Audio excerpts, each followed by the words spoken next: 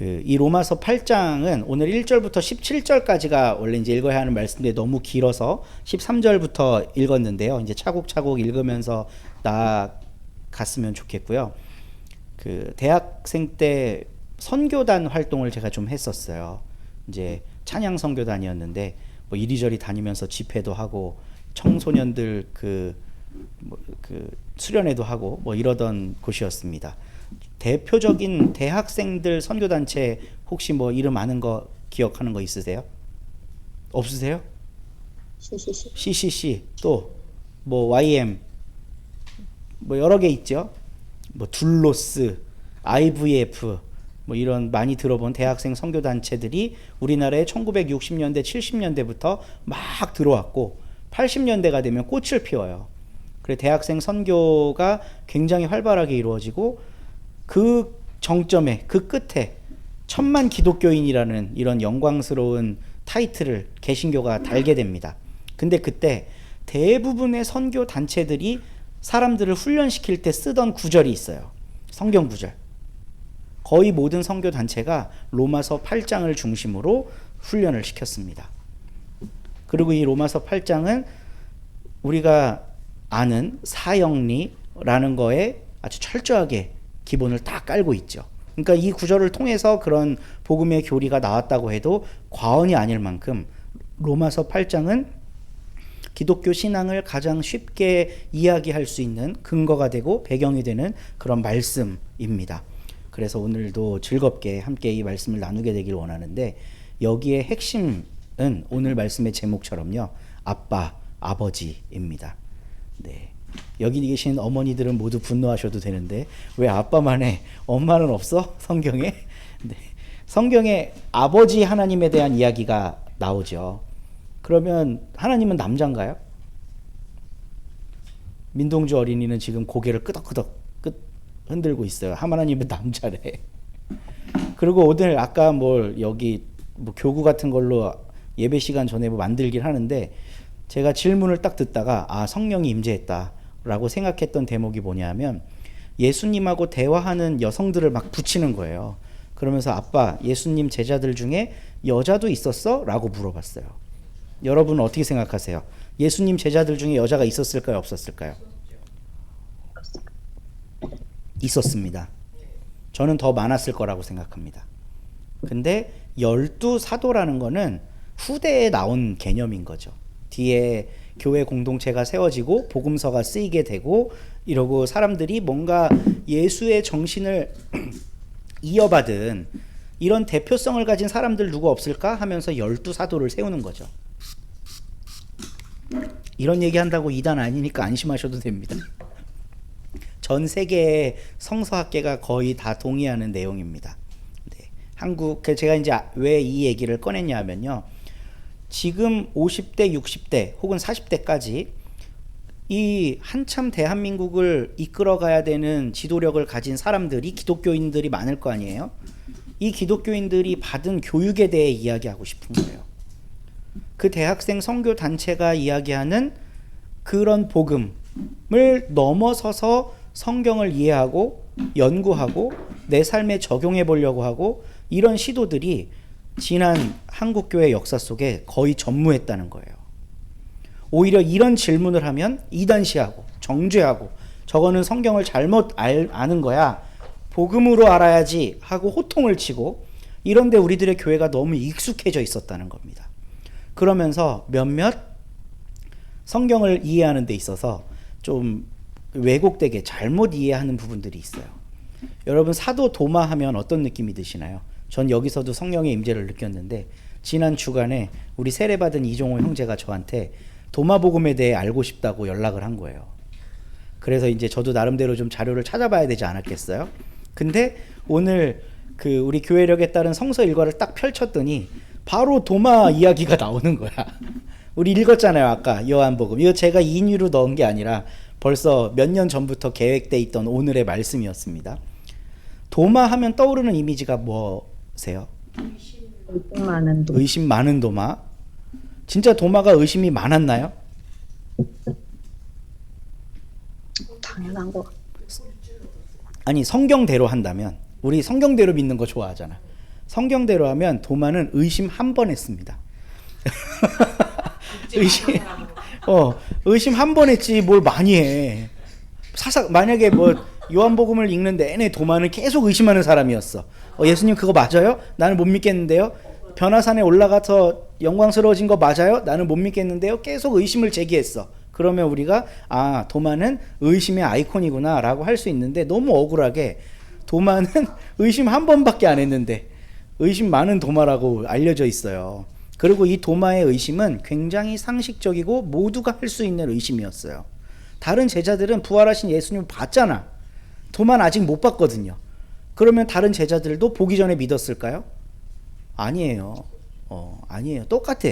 이 제자와 도마들은 동일 선상 속에 있어요. 내가 봤다. 그러니까 도마가 그럼 나도 보면 믿을게 이러는 거예요. 이건 뭐 이상한 거는 아니에요.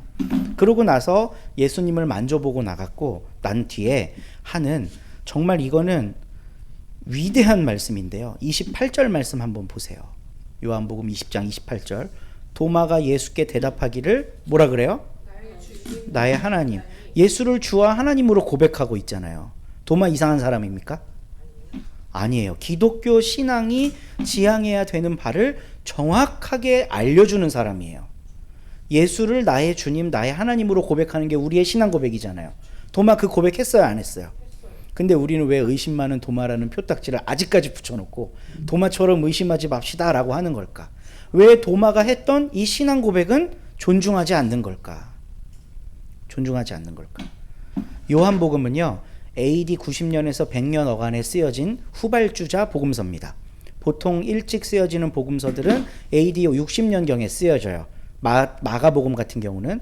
그럼 마가복음이 AD 60년에 나왔다는 건 마가복음을 읽는 교회 공동체가 있었다는 얘기겠죠. 그렇죠? 그러면 이미 50년, 60년 경에는 로마 사회나 이 팔레스타인의 기독교인들, 그러니까 예수를 나의 주, 나의 하나님으로 고백하는 이 사람들의 모임이 있었다는 거예요. 그러니까 그 사람들의 모임과 색깔이 좀 다른 모임들도 있었습니다. 대표적인 게 도마복음이라고 하는 복음서를 읽는 공동체였어요. 그러면 도마복음을 읽는 공동체는 예수를 어떻게 믿었을까? 보세요. 마태, 마가, 누가, 요한을 읽는 공동체가 있었을 거예요. 이 사람들은 예수는 어떻게 믿어야 되는 거예요? 도마처럼 나의 주, 나의 하나님이라고 고백하는 겁니다.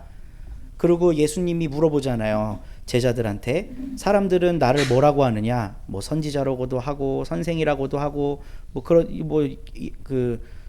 구약의 선지자가 부활한 거라고도 하던데요. 그랬더니 예수님이 그럼 너희는 나를 뭐라 그러냐? 베드로가 뭐라 그러죠? 주는 그리스도요 나의 살아계신 하나님의 아들입니다. 이 고백 도마가 한 고백이랑 똑같죠. 그러니까 마태, 마가, 누가, 요한을 읽는 공동체들은 그 신앙 고백으로 자기들의 교회를 꾸려갔을 거예요. 근데 결이 다른 공동체가 있었다 그랬잖아요. 도마복음 같은 걸 읽는 공동체. 근데 도마복음은 1장 1절을 뭐라고 시작하냐 하면요, 살아계신 예수님의 말씀이다 이렇게 시작해요. 도마복음을 읽는 사람들은 예수님이 죽었고 부활했고 이런 거에 관심이 없는 사람들이었어요. 그럼 도마복음을 믿는 사람들은 살아계신 예수님이 생전에 어떤 은혜로운 말씀을 전해주셨냐, 어떻게 우리의 삶을 바르게 갖고 갈 수 있도록 가르쳐 주셨냐에 더 관심을 많이 가진 공동체예요.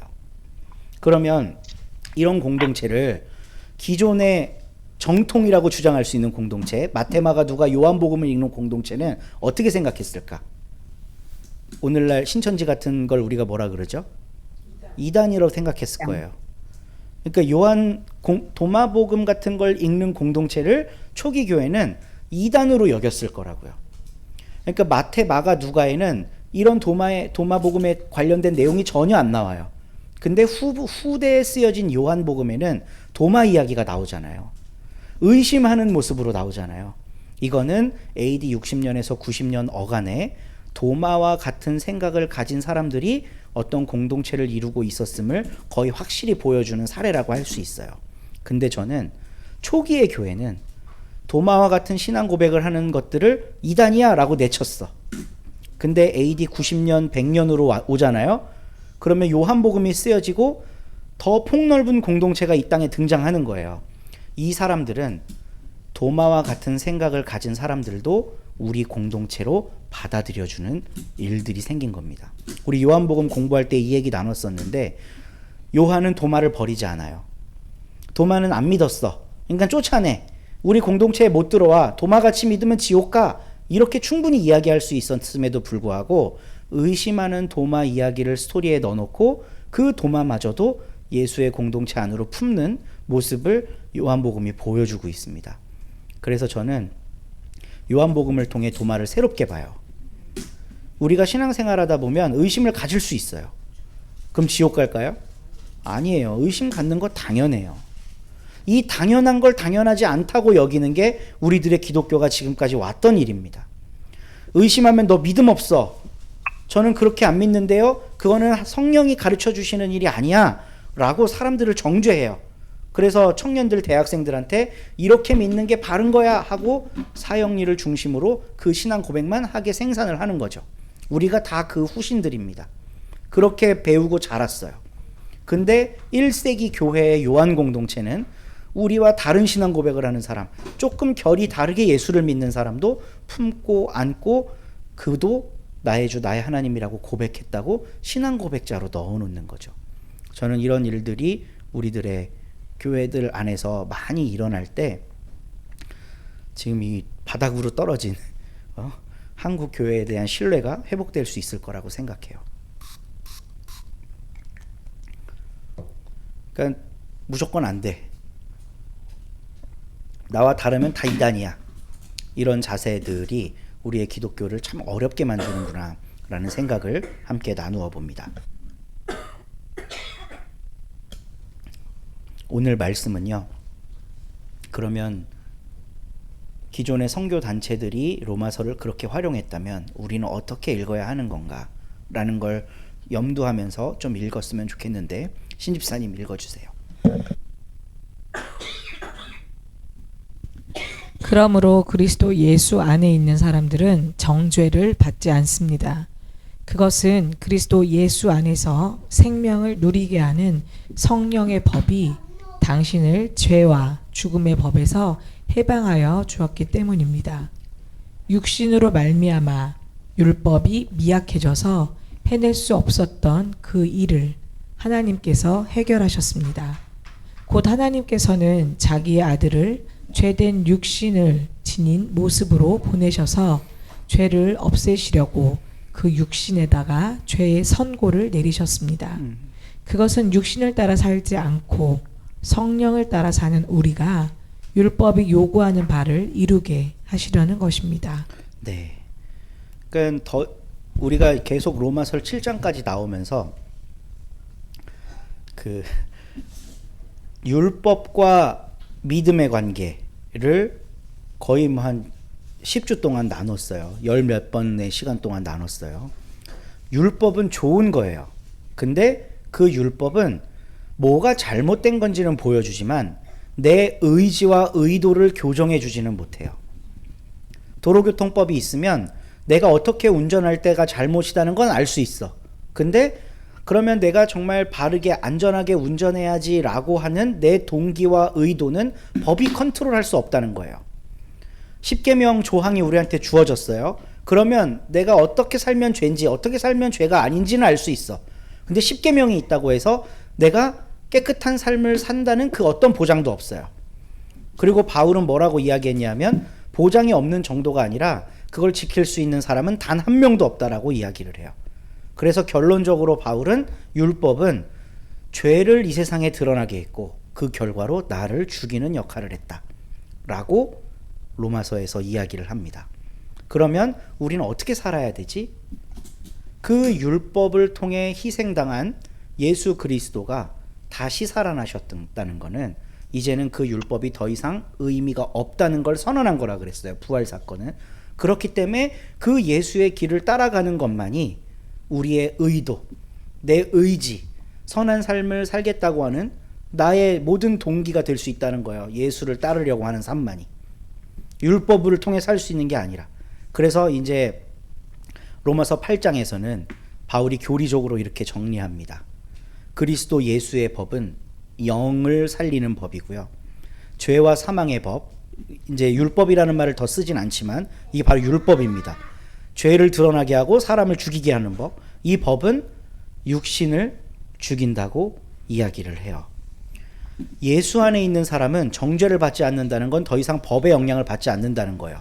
그래서 예수 안에서 생명을 누리게 하는 성령의 법이 죄와 죽음의 법, 그러니까 율법에서 우리를 해방시켜 주기 때문이라고 이제 논증을 하고 있는 거예요. 그래서 육신 때문에 율법이 미약해져서 할 수 없었던 일, 그러니까 내가 율법을 다 지키고 살 수 없는 연약한 존재이기 때문에 해낼 수 없었던 일을 하나님이 예수를 부활시키셔서 해내셨다고 이야기를 합니다. 우리 5절부터 9절까지 김주경 집사님 한번 읽어주시겠어요? 네.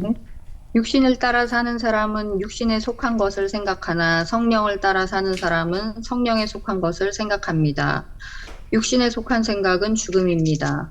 그러나 성령에 속한 생각은 생명과 평화입니다. 육신에 속한 생각은 하나님께 품는 적대감입니다. 그것은 하나님의 법을 따르지 않으며 또 복종할 수도 없습니다. 육신에 매인 사람은 하나님을 기쁘게 해드릴 수 없습니다. 그러나 하나님의 영이 여러분 안에 살아계시면 여러분은 육신 안에 있지 않고 성령 안에 있습니다. 누구든지 그리스도의 영이 없으면 그리스도의 사람이 아닙니다. 네. 그러니까 결국 이 말씀도 다시 한번 반복해서 정리하는 건데요. 육신은 죄와 사망으로 이어지고 영은 생명과 평화로 이어진다고 이야기를 합니다. 근데 이 육신은 율법에 의해서 통제받는 존재예요. 근데 영은 율법에 의해 통제받을 수 있을까요? 없어요. 그렇기 때문에 율법에 의해 통제받지 않는 게 바로 생명과 평화를 가져다 주는 일이라고 바울이 이야기하고 있는 겁니다. 이건 진짜 당시 유대교인으로서는 할 수 없는 엄청난 핵폭탄 같은 발언이에요. 오늘날로 치면 교회 안 다녀야 구원받습니다 라고 말하는 거랑 똑같은 거예요. 교회 다니면 구원 못 받아요 라고 말하고 있는 겁니다. 지금 바울은 자기가 유대인이고 바리새파 중에 바리새파고 가마일리엘이라고 하는 당대 유대 최고의 학자의 제자였단 말이에요. 근데 이 사람은 율법 전문가예요. 율법이 어떻게 세상을 정의롭고 평화롭게 만드는지에 대해 평생 연구만 한 사람입니다. 근데 이 사람이 예수를 만나고 나서 결론을 뭐라고 내리냐면 그 율법은 사람을 죽이고 있었구나. 그 율법이 더 이상 무용지물이야. 그렇기 때문에 율법을 통해서 구원받으려고 애쓰지 말고, 그래봤자 안 되니까 영이신 예수 그리스도 부활하심으로써 자신을 처벌한 그 율법이 무효라고 밝히신 예수의 길을 따르는 것만이 우리가 생명과 평화, 그러니까 하나님이 이 세상을 창조한 목적을 이루어 갈 수 있는 일이라고 바울이 이야기를 하는 거죠. 그러니까 이거는 자기의 모교인 유대교를 완전 배신하는 말씀인 거예요. 율법 통해 안 돼. 예수를 통해야만 돼. 라고 이야기를 하고 있는 겁니다. 우리 주집사님 한번 읽어주시죠. 또한 그리스도께서 여러분 안에 살아계시면 여러분의 몸은 죄 때문에 죽은 것이지만 영은 의 때문에 생명을 얻습니다. 예수를 죽은 사람들 가운데서 살리신 분의 영이 여러분 안에 살아계시면 그리스도를 죽은 사람 가운데서 살리신 분께서 여러분 안에 계신 자기의 영으로 여러분의 죽을 몸도 살리실 것입니다. 그러므로 형제자매 여러분, 우리는 빚을 지고 사는 사람들이지만 육신의 빚을 진 것이 아닙니다. 우리는 육신을 따라 살아야 할 존재가 아닙니다. 네. 그러니까 예수가 여러분 안에 살아계시면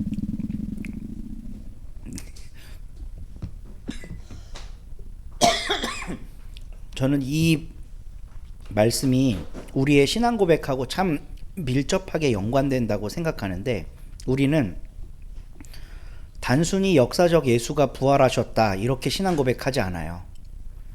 예수가 옳다고 믿는 내 안에 예수가 살아나신다라고 고백해요. 지금 근데 바울이 그 얘기를 하고 있어요. 그리스도께서 여러분 안에 살아계시면 여러분의 몸은 죄 때문에 죽은 것이지만 영은 의 때문에 생명을 얻는다. 예수를 죽은 사람들 가운데서 살리신 분의 영이 여러분 안에 살아계시면 그분께서 여러분의 죽을 몸도 살릴 거다. 우리가 하는 신앙 고백하고 상당히 유사한 부분이 있죠. 그리고 이제 마지막 절입니다. 우리 신집사님 읽어주세요. 13절부터 7절까지. 여러분이 육신을 따라 살면 죽을 것입니다.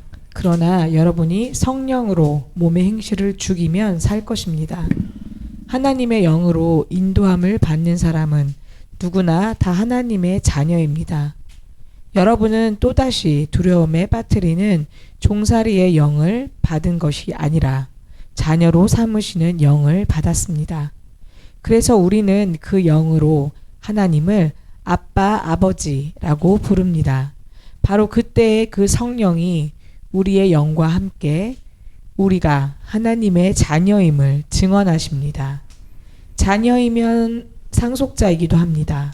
우리가 그리스도와 함께 영광을 받으려고 그와 함께 고난을 받으면 우리는 하나님이 정하신 상속자요 그리스도와 더불어 공동 상속자입니다. 아멘. 그러니까 1절부터 17절까지를 이제 오늘 예배 후에 한번 곰곰이 잘 한번 읽어보시고요. 육신을 따라 사는 삶, 영의 사람이 되어 하나님의 자녀가 되는 삶이 어떤 의미인지 말씀을 읽어보면 선명하게 드러납니다. 오늘 저는 아주 약간의 도움을 드릴 수가 있을 것 같은데, 그래서 예수를 믿고 영의 사람이 되면 우리가 어떻게 되는데 이거를 결론적으로 15절에서 이야기를 해요. 아빠, 아버지라고 하나님을 부를 수 있게 된답니다. 이건 정말 어마어마한 선언이에요. 어마어마한 선언. 이때 당시에 이제 로마서잖아요. 로마에 있는 교인들한테 쓴 거 아니에요? 로마 사람들은 어떤 신을 믿으며 살았을까요? 로마 사람들은 뭐 우리 그리스 로마 신화 잘 알잖아요. 네, 여러 신들이 있죠. 헤라클레스는 반신반인이고, 뭐 주피터, 제우스 같은 신, 뭐 미의 여신 아프로디테, 또 이 축제와 술의 신 바카스,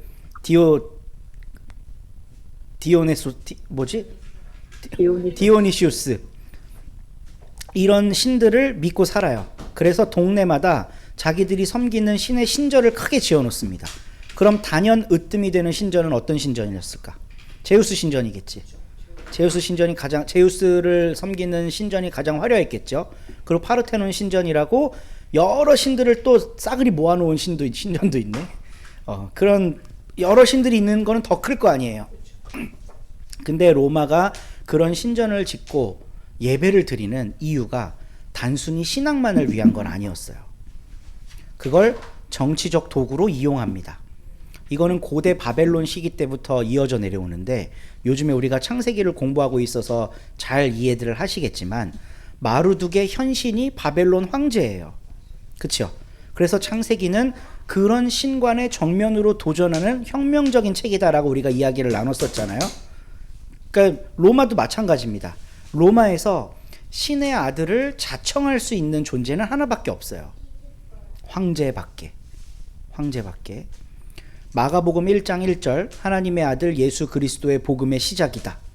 이 이야기, 이 한 문장 자체가 로마에서는 사형 판결을 받을 만큼 위중한 발언이었습니다. 하나님의 아들, 그 다음엔 뭐가 나와야 돼? 황제가 나와야 돼. 근데 예수가 나오네? 그리고 그리스도는 구원자예요. 이 구원자는 황제만 구원을 줄 수 있는 존재예요. 근데 그게 예수가 그리스도라고 말하고 있잖아요. 그러니까 신앙이라고 하는 건 이런 혁명적인 요소를 가지고 있는 건데, 바울은 지금 그 이야기를 굉장히 애둘러서 침착하게 꼼꼼하게 하고 있는 거예요. 누가 하나님을 아빠, 아버지라고 부를 수 있대요? 우리가. 그 우리는 누구야? 하나님의 영을 받은 사람. 그럼 하나님의 영을 받기 위해 뭘 해야 돼? 우리를 구속하고 있던 모든 법 조항들로부터 자유로워져야 돼요.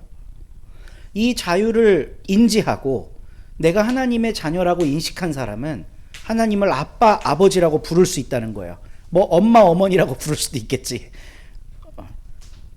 이 이야기는 우리가 법 아래 매여 있으면 그 법이 규정한 사람들의 계급 관계, 여기에 얽매이게 돼요.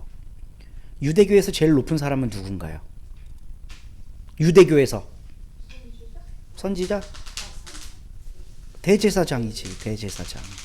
그리고 그 대제사장이 될 가능성이 있는 다른 제사장들이죠.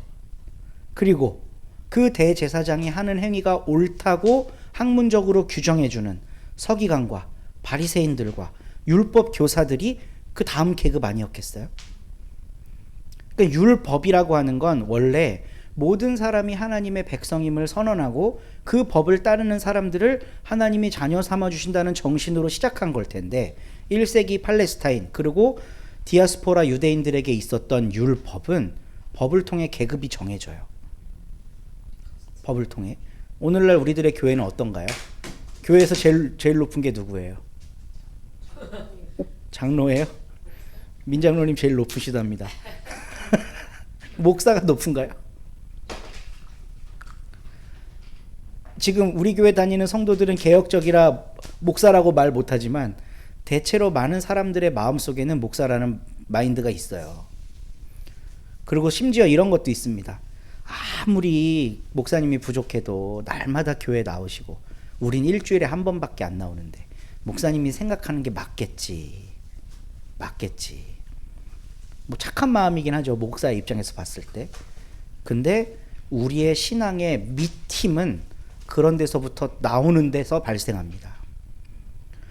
우리 교회가 가지고 있는 어떤 일련의 법 혹은 제도, 관습 이게 규정해 놓은 게 신앙의 알짬이 아니라고요. 신앙의 알짬을 오늘 바울은 뭐라고 가르치냐 하면 그 법을 통해 생성된 모든 우리의 굴레들 이것으로부터 자유로워져서 예수를 따름으로써 영의 사람이 되는 것. 그거를 이제 구원이라고 얘기하는 거예요. 그럼 그 구원받은 사람들은 뭘 할 수 있냐? 황제라는 이 사회에서 가장 높은 사람만 할 수 있었던 신이 내 아버지다 라고 말할 수 있었던 걸 타고니도 말할 수 있고 민동주도 말할 수 있고 타고니 엄마도 말할 수 있게 되는 세상을 바울은 꿈꾸고 있는 거예요.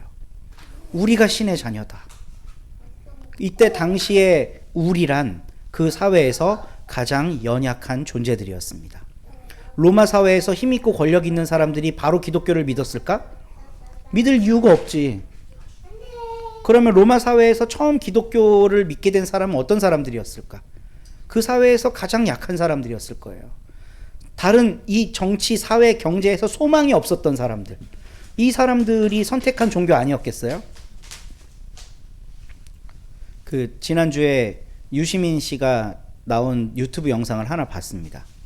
1980년대 초반에 이제 서울의 봄이 일어난 직후 학생 운동하다가 총을 들이댄 경찰에 의해 감옥에 잡혀가서 고문당한 이야기를 들었어요. 고문을 엄청나게 당하는데 이제 진술서를 쓰는 시간에는 안 때렸다는 거예요.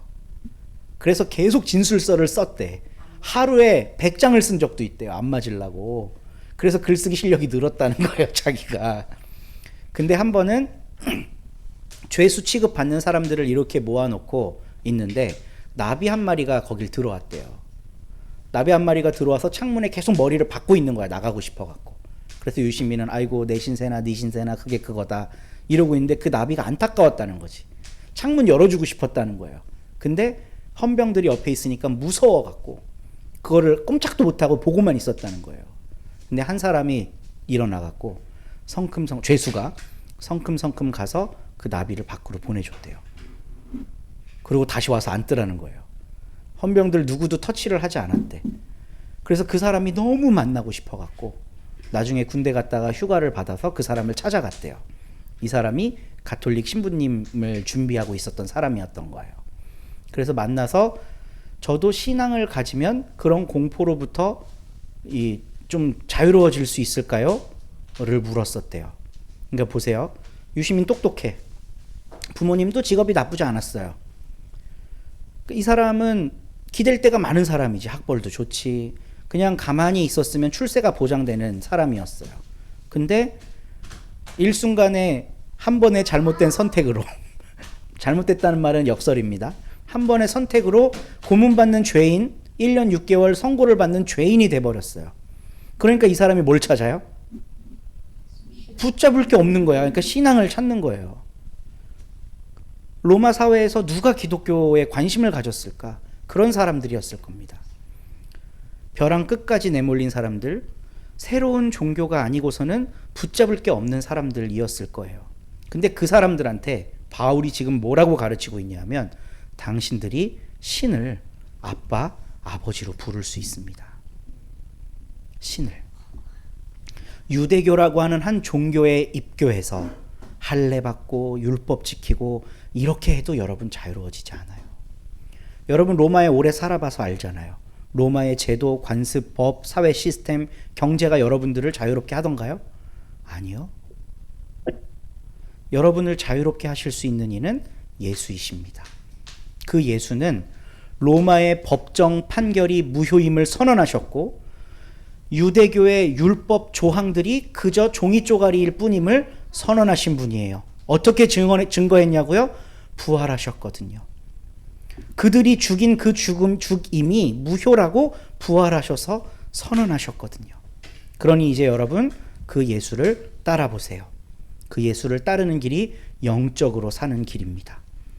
그리고 우리는 이제 더 이상 그 어떤 체제에 매여 있는 존재가 아니라 당신들 나라에서는 황제만 하나님의 아들이라 그러죠.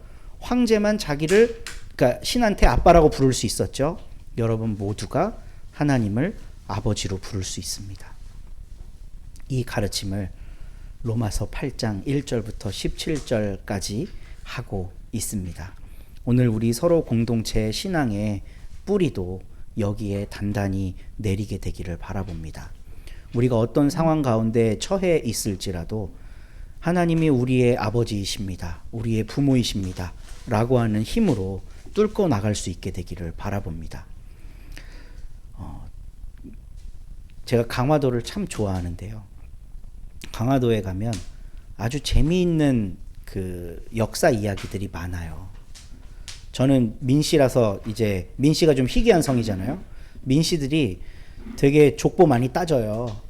그래서 저는 홍자 돌림인데 그러니까 지난주에도 있었던 일입니다. 제가 어디 모임에 가갖고 명함을 줬더니 한 스님이 저보고 민씨네 바로 차렷 이러는 거예요. 저보고. 그래서 왜요? 그랬더니 나는 병자 돌림이야. 그래서 제가 바로 증조 할아버지 그랬습니다. 증조 할아버지.